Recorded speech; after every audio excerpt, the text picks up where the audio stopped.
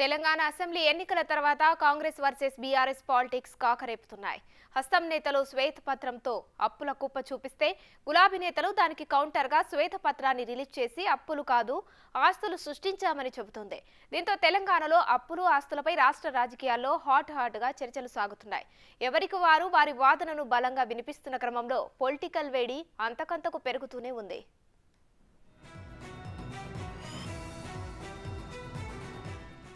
BRS 10 ఏళ్ల పాలనలో లక్షల కోట్ల అప్పులు చేసి రాష్ట్రాన్ని అప్పుల ఊబిలో ఎన్నికలకు ముందు నుంచి ఆరోపిస్తుంది కాంగ్రెస్.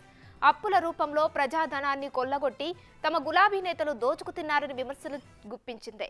తాము అధికారంలోకి వస్తే ఆ అప్పుల చిట్టా విప్పుతామని, అవినీతికి పాల్పడిన వారిని జైలుకు పంపి తీరుతామని శపథం కూడా చేసింది. అనుకున్నట్టుగానే అసెంబ్లీ ఎన్నికల్లో బీఆర్ఎస్ ఓటమి పాలై కాంగ్రెస్ అధికారంలోకి వచ్చింది. దీంతో ముందుగా చెప్పినట్టే అప్పుల లెక్కలపై ఆరా తీసి అసెంబ్లీ సాక్షిగా శ్వేతపత్రం రిలీజ్ చేసింది రేవంత్ సర్కార్. గత బీఆర్ఎస్ ప్రభుత్వం 6,71,757 కోట్ల అప్పు చేసిందని తెలిపింది.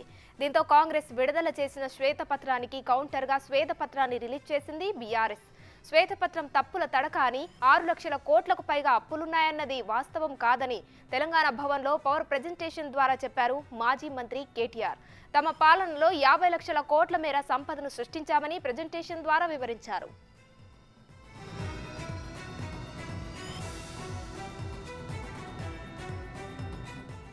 కాంగ్రెస్ శ్వేతపత్రంలో చెప్పిన ప్రకారం ఎఫ్ఆర్బిఎం పరిమితి లోబడి మా ప్రభుత్వ హయాంలోని అప్పులు 3,89,673 కోట్లేనని, అంతకు ముందే ఉన్న అప్పులు 72,658 కోట్లు పోగా తమ ప్రభుత్వం తెచ్చిన అప్పులు 3,17,015 కోట్లేనని తెలిపారు కేటీఆర్. ఈ నిజాన్ని చెప్పకుండా ప్రభుత్వ గ్యారంటీ ఉన్న లేని రుణాలను కలిపివేసి 6,71,757 కోట్లుగా చూపారని మండిపడ్డారు. అస్తిత్వమే కాదు ఆస్తులు సృష్టించామని చెప్పారు. పంపింగ్ ద్వారా 1,000 కోట్ల రూపాయలతో రివర్స్ పంపింగ్ చేస్తే ఆయకట్టు మొత్తం ఎస్ఆర్ఎస్పీ ఆయకట్టు స్థిరీకరించబడి ఇవాళ టైలెండ్, కోదాడ, తుంగతుర్తి, సూర్యాపేట, డోర్నకల్లు, మహబూబాబాదు, మా పాలకుర్తి, దయాకర్రావు గారు కూడా ఇక్కడే ఉన్నారు, వారందరికీ నీళ్ళు ఇచ్చిన ప్రాజెక్టు కాళేశ్వరం. అట్లాంటి కాళేశ్వరం ప్రాజెక్టును కూడా బట్టగాల్చి మీదేసేటట్టు ఒక బరాజులో ఏదో అయితే, అంత పెద్ద కాళేశ్వరం ప్రాజెక్టులో ఒక్క బరాజులో చిన్న నిర్మాణ లోపం ఉంటే ప్రాజెక్టు మొత్తమే లోపభూయిష్టం అన్నట్టు చూపెట్టారు. అయితే బీఆర్ఎస్ విడుదల చేసిన శ్వేతపత్రంపై విమర్శలు గుప్పిస్తున్నారు కాంగ్రెస్ నేతలు. ప్రజలకు కావాల్సింది అద్దాల భవనాలు కాదని, దానితో పేదలకు కలిగే లాభమేమీ లేదని ఫైర్ అయ్యారు మంత్రి పొంగులేటి శ్రీనివాసరెడ్డి. ఏం అభివృద్ధి చేశారని, ఎంత దోచుకున్నారన్నది స్పష్టంగా ఉందన్నారు. ధనిక తెలంగాణ రాష్ట్రాన్ని అప్పుల ఊబిలోకి నెట్టారని మండిపడ్డారు. విచారణను వారే కోరుకుంటున్నారని, కాబట్టి తప్పకుండా ప్రభుత్వం విచారణ జరిపిస్తుందని, తప్పు చేసిన వారికి శిక్ష తప్పదని హెచ్చరించారు పొంగులేటి. పవర్ పాయింట్ ప్రెజెంటేషన్ వినకుండా కామెంట్ చేయలేను కదనే. అంటే మీరు ఆస్తులు చెప్పట్లేదు, ఓన్లీ అప్పులే తెచ్చారని చెప్పి అబద్ధం చెప్పారు. ఇందాక ఆస్తుల గురించి కొన్ని చెప్పాను కదా, ఈ సెక్రటేరియట్ గురించి, చీఫ్ మినిస్టర్ రెసిడెన్స్ గురించి. ఆ బిల్డింగులు చూపించి అయ్యే ఆస్తులు అంటే ఎట్లా?